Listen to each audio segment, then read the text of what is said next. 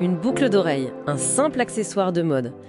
On pourrait se dire ça. Oui, à première vue. Mais si on plonge un peu, cet objet, il raconte une histoire assez étonnante. L'histoire de l'humanité en fait. Bienvenue dans cette deep dive. Aujourd'hui, on explore l'histoire, les significations, parfois cachées des boucles d'oreilles. On s'appuie sur pas mal de sources. Tout à fait. Notre mission, voir comment ce petit bijou, il témoigne de millénaires d'histoire collective. C'est un sujet d'une richesse assez insoupçonnée. On va parcourir ensemble ses origines, très anciennes. Ah oui. Voir comment son statut a pu changer du tout, passer du pouvoir à la stigmatisation. Carrément. Découvrir ses usages, parfois très pragmatiques et toujours symboliques. Et puis voir comment certaines cultures se le sont réappropriées avec force. Alors commençons par le commencement. Et là, faut remonter assez loin. Oui. Ötzi, l'homme des glaces, découvert dans les Alpes.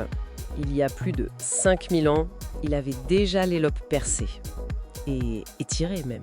C'est incroyable quand on y pense. Et c'est même pas le plus vieux. En Mongolie, culture Singlangwa, des boucles en jade. Ça date de 8000 ans avant notre ère. 8000 ans, c'est dire si c'est ancré. Et après, Mésopotamie, tombe royale dure. Là, on trouve de l'or finement travaillé, vers moins 2600. Ce qui est frappant, c'est de voir que s'orner le corps, c'est une préoccupation humaine fondamentale, vraiment depuis le début. Et on voit aussi le passage des matériaux naturels, comme le jade dont vous parliez, aux métaux précieux, l'or, l'argent. Signe de sophistication. Oui, technique, mais aussi sociale. Ça montre une hiérarchie qui s'installe. Dans l'Antiquité, c'est très clair. L'or, en Égypte... Ah oui, tout en Camon. Exactement. L'or, c'était la chair des dieux. À Rome, il y avait les crotalias, ces boucles en grappe. Signe d'opulence. Clairement. Au point que Sénèque, le philosophe, s'en agaçait ouvertement. Critique sociale déjà. C'est fou, ça existait déjà à Rome, cette critique du bling-bling, quoi. Tout à fait. Et chez les Incas, autre exemple, le perçage des oreilles pour les jeunes nobles, c'était un rite de passage essentiel. Marqueur de statut. Toujours. Mais alors, après cette période faste, il y a un gros contraste. Oui. En Europe, au Moyen-Âge, boum, ça disparaît quasiment. Pourquoi ? Alors, il y a les modes, les coiffures qui couvrent les oreilles, c'est vrai, mais il y a surtout une condamnation religieuse. Ah oui. L'Église voit d'un mauvais œil ces modifications corporelles. C'était associé aux pratiques païennes, vous voyez. D'accord. Et la conséquence ? Elle est terrible. La boucle d'oreille devient un signe d'infamie, imposé à certains groupes. Comme qui, par exemple ? Les prostituées, ou les femmes juives dans certaines régions pour les marquer, les stigmatiser socialement. C'est un renversement complet de la signification. Exactement. C'est essentiel à comprendre. Ça montre bien que le sens d'un objet, ça dépend totalement du contexte culturel. Ça peut être inversé. D'un symbole de pouvoir, on passe à un stigmate. C'est puissant comme démonstration du pouvoir des symboles. Tout à fait. Mais heureusement, ça ne dure pas éternellement. Non, parce qu'à la Renaissance, hop. Ça revient en grâce. Oui. Porté par les hommes. Shakespeare, Francis Drake. Signe de virilité même, à l'époque pour certains. Et par les femmes de la haute société, bien sûr.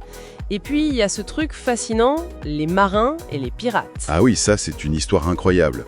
C'était pas juste pour le style, c'était un talisman contre les naufrages, un signe d'appartenance, et surtout une sorte d'assurance vie. C'est ça. L'idée, c'était que l'or de la boucle, ça puisse payer des funérailles décentes s'ils mouraient loin de chez eux. Ça bouscule un peu nos idées sur le genre et les bijoux, quand même. Complètement.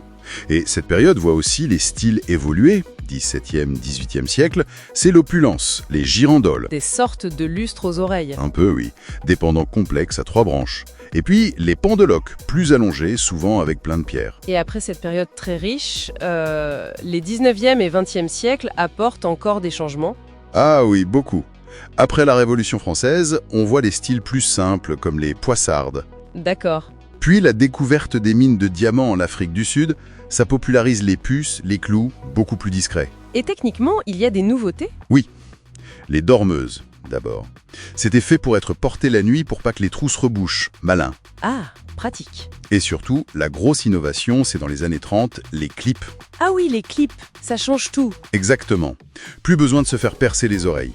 Ça démocratise énormément le port des boucles d'oreilles. Et le XXe siècle, c'est aussi le moment où la boucle d'oreille devient vraiment un outil d'expression personnelle, non ? Oui, tout à fait.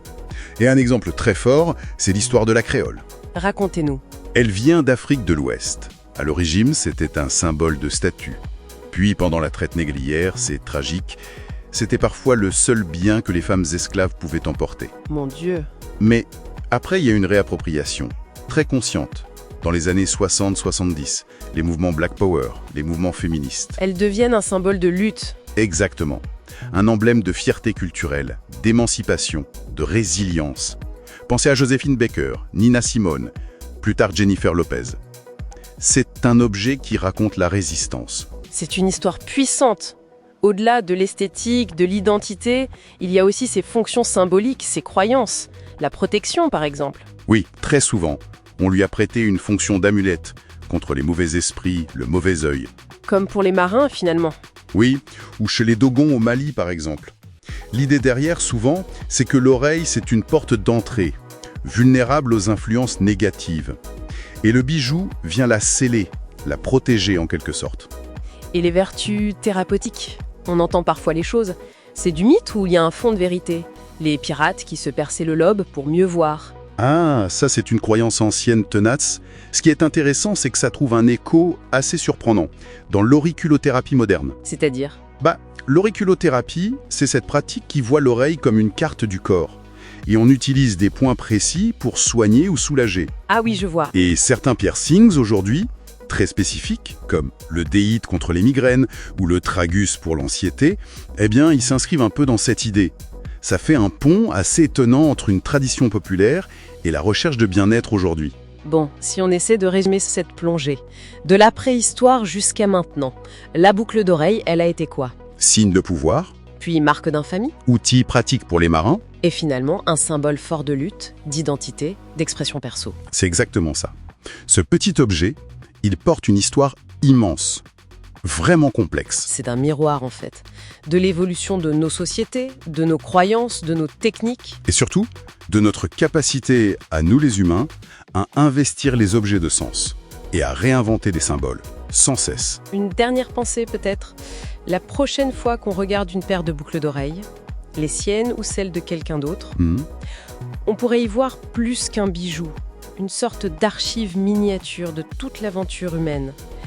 Et finalement, qu'est-ce que nos propres choix d'ornement révèlent sur nous et sur notre époque ?